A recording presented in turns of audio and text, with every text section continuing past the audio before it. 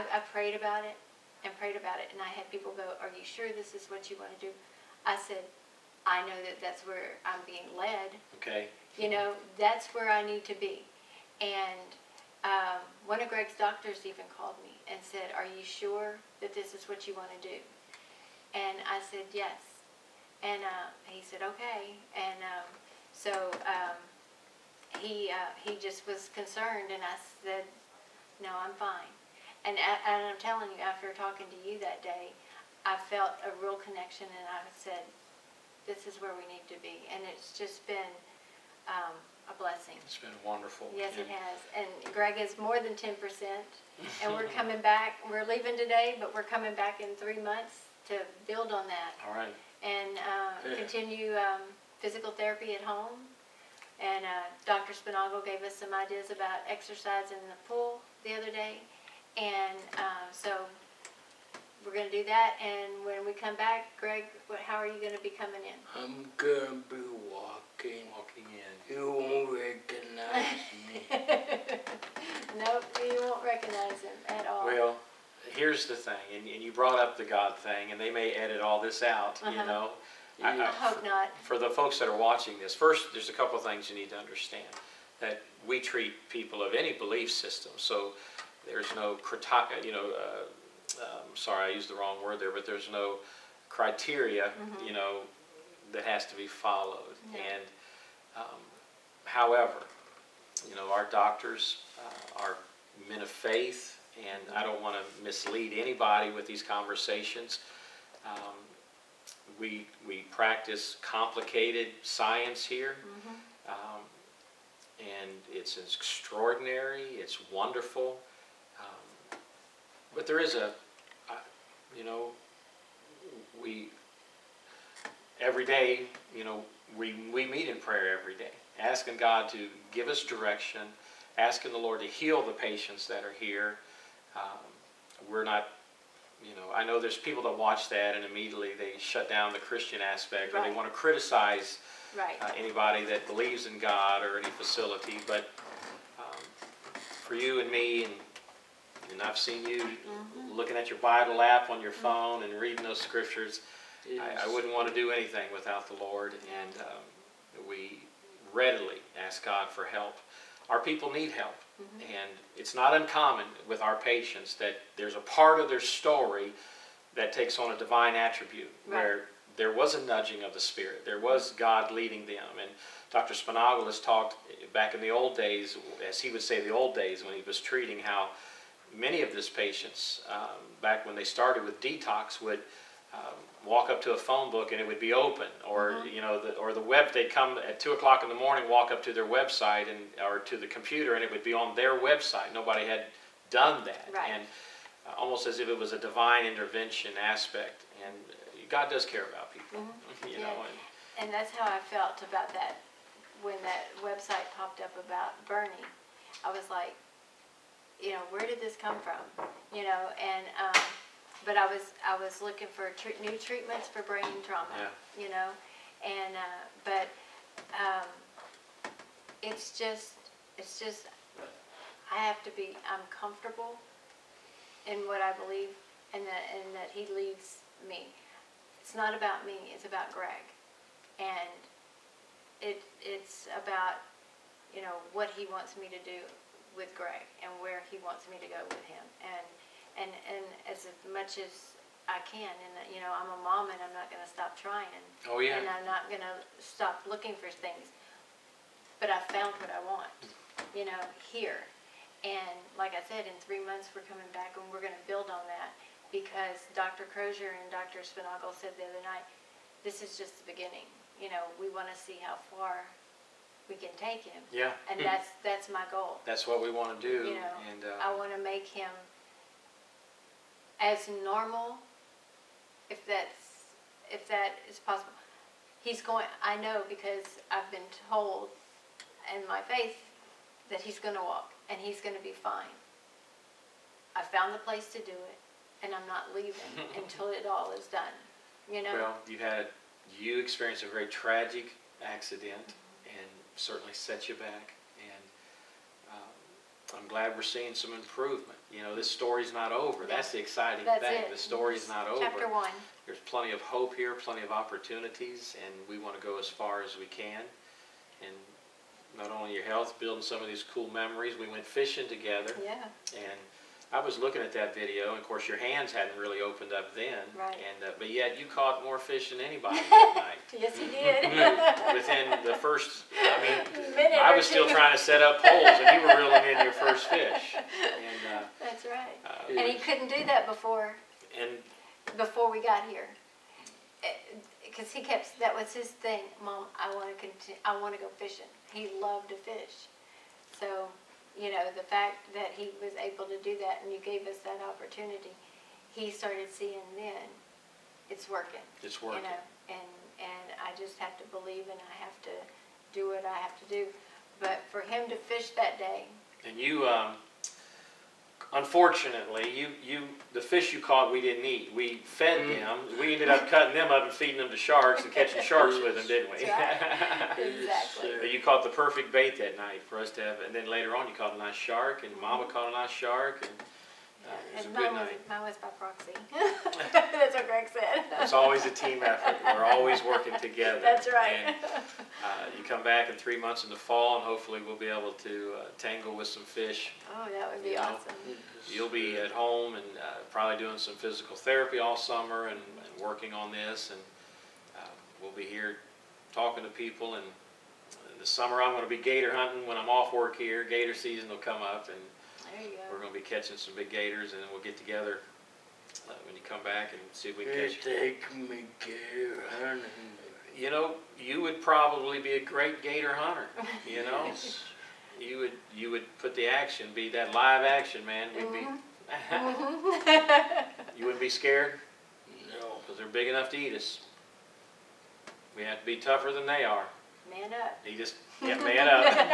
Dr. Eric, that's for you. That's right, Dr. Eric. You know what? Let me just close with this a minute. Again, they may edit some of this out, but I think it's important because you know, Dr. Eric Edgerton comes in here, has sat through many of these seminars. Also, many of our patients go over there. Mm-hmm. He has the HivaMat machine, Mm-hmm. which is a great part of our treatment in helping your lymphatic system be cleansed, and because many of our patients, that's been clogged with toxins and so on and so forth. But also chiropractic help, Mm-hmm. and I've seen you guys over there a few times getting some chiropractic work, and I think that was a blessing for you as well. And Yes, sir. That was something I never thought of. mhm. Coming from a spine surgeon that I worked for, chiropractors are not, you know, doctors, so they say. So they say. So they say. But you know what? He is so knowledgeable He is. about what, if you do this and how it affects your body and stuff, and right down to diet and exercise. And he, which I would have never thought about adjusting Greg. I just never thought Right. about it. And Greg would leave there and he'd go, my neck feels much better, you know, and he put him on the power plate, which is the exercise thing for, and it exercises your muscles without you doing anything, which that's great for me. Yeah. I don't like to sweat so much, but anyway, he would put Greg on there and stand him up and stand behind him Yeah. and hold him up. And Greg couldn't stand at that time. And hold him up and put him on there for 9 minutes. And Greg would be going, I got to stop. And Dr. Eric would be going, man up, son, man up. That's what Pastor would tell me. And so, anyway, Greg would stand 9 minutes. Yeah. And then he'd set him down and put his feet on there. Feet on it. And I think that has really helped with therapy. And the physical therapist said, you know, it didn't hurt him any, it helped a lot. And and the HivaMat was awesome. Greg would go back there and get that done and go to sleep. Yep. You know, It's working while you're sleeping. Yeah, and it was great. Detoxificating us, taking the toxins out of our body. Dr. Eric has told me, Dr. Eric Edgerton has told me that with Lyme patients, that one of the things he notices right away is that their back is really seized up. Somehow the Lyme, the way it works, he has to work very, very hard to get that moving again. And here's what I want to say about that, is that Dr. Sponaugle, Dr. Croziere, our nurses, our staff, Stephanie, everyone we've talked about here, the girls that are back here in administration, Leanna, Dr. Sponaugle's assistant runs the office. From the top down, Dr. Sponaugle would say, if you're going to work here, you're going to have passion. You're going to have passion for what we're doing. This is why we have a great friendship with Dr. Rick Edgerton, the chiropractor. He's not part of this facility. Right. If you go to him, it's outside of this facility, but he connects so easily with us because of his passion. Right. You know, he is going to get absolutely involved, and he is so knowledgeable about this. So it's... You learn, you learn, you learn. We teach, we teach, we teach. We want you to be educated. You and I are probably alike. I discovered things about myself, and I said, I get a dopamine hit from learning and hearing this. I get, wow, this is so exciting. Exactly. And Dr. Sponaugle's, Dr. Croziere does his seminars. Dr. Sponaugle does his, and there's so much passion in both of them. Yep.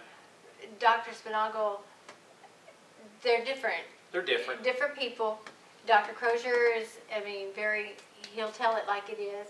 Dr. Sponaugle gets into all the medical and just gets real passionate about what he does.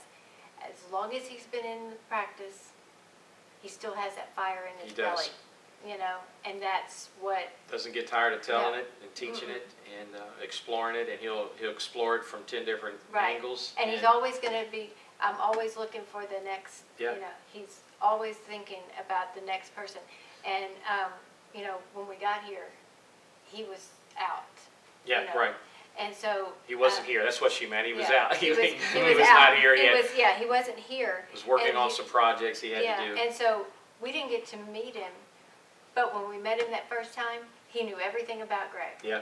And that was so cool because we hadn't met him yet.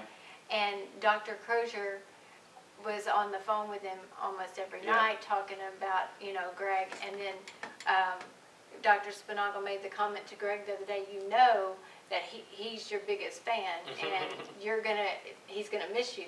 And I said, well, the feeling is very mutual with everybody here.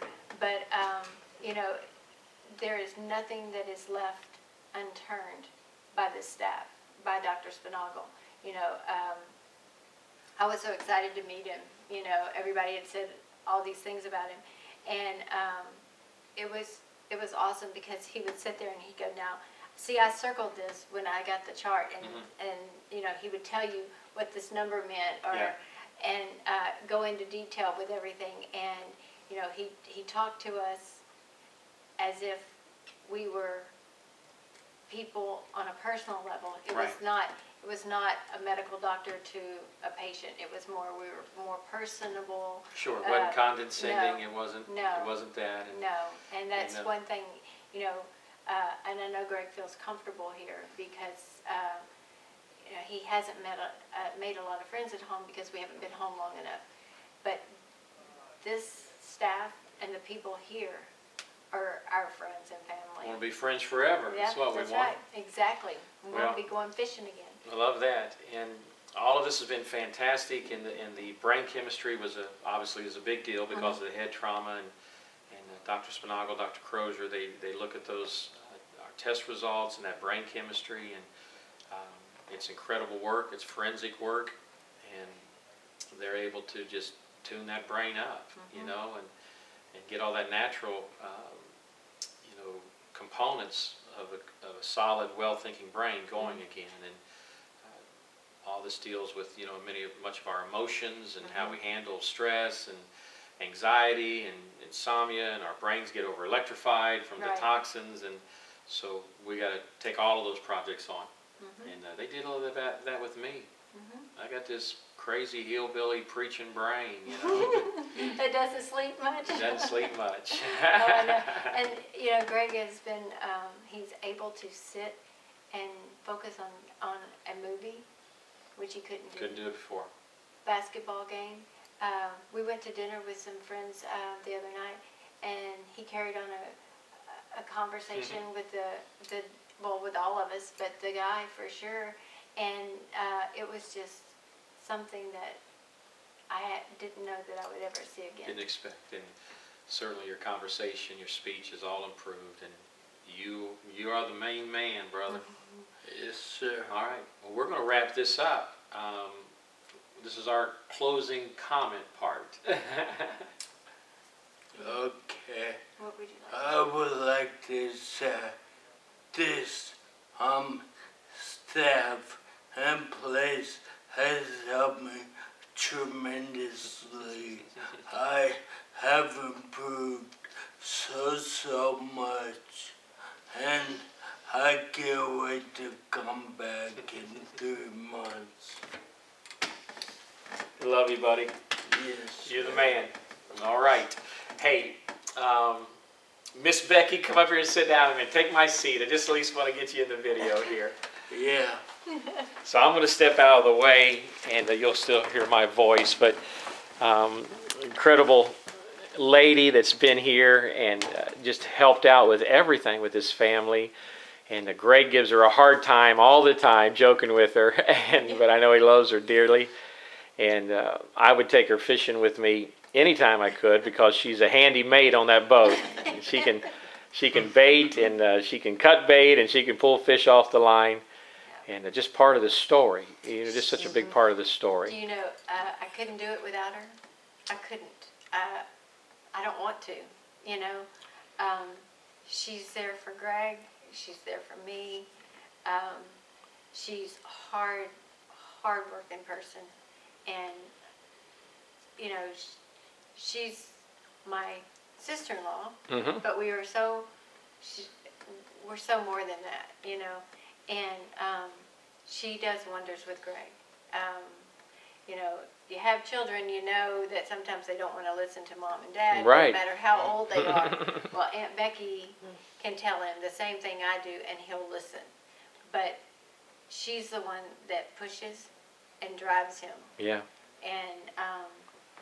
And it's just there for support for me, and we love her to death, and we couldn't do it without her. I love y'all too. And do it again.